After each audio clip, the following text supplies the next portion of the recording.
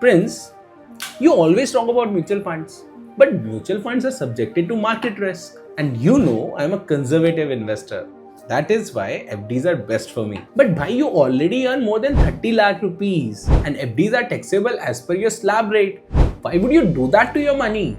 I know that, but what is the alternative? आपके mutual fund में जो indexation मिलता था डेट कैटेगरी में वो भी तो चला गया.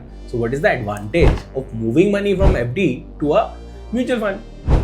भाई भले ही इंडेक्सेशन बेनिफिट चला गया है एंड भले ही जो भी रिटर्न आपको डेट म्यूचुअल फंड में आएंगे वो सारे के सारे आपके स्लैब रेट पे टैक्सेबल होंगे, but there is a major difference between how accounting is done for FD returns and how accounting is done in mutual funds. आपकी एफडी में एक्रूअल अकाउंटिंग होती है, मतलब हर साल जो भी इंटरेस्ट एक्रू होगा उस पे आपको उसी साल में टैक्स पे करना होगा, जबकि म्यूचुअल फंड में यूनिट बेस्ड अकाउंटिंग होती है. मतलब जब आप अपनी इन्वेस्टमेंट को रिडीम करोगे उसी टाइम पे आपको अपने प्रॉफिट पर टैक्स पे करना होगा. इसकी वजह से आपकी कंपाउंडिंग जो डेट म्यूचुअल फंड में लॉन्ग टर्म में 6 से 7% पे होगी, वही कंपाउंडिंग आपके एफडी वाले में 4.5 से 5% पे होगी, presuming you are getting equal return in your FDs as well as your mutual funds.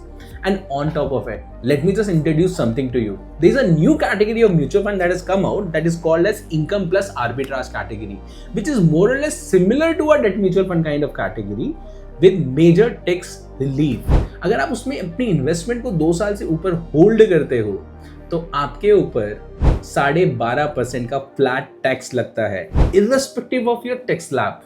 And he was like, क्या बात कर रहा है, ऐसा भी है क्या? Absolutely. और ऐसी बहुत सारी चीजें हैं जो हम एज एन इन्वेस्टर ओवरलुक कर जाते हैं. इसीलिए it is always better to take consultation from an expert. If you want a free consultation on your investment strategy, please feel free to reach out because our consultation are absolutely free.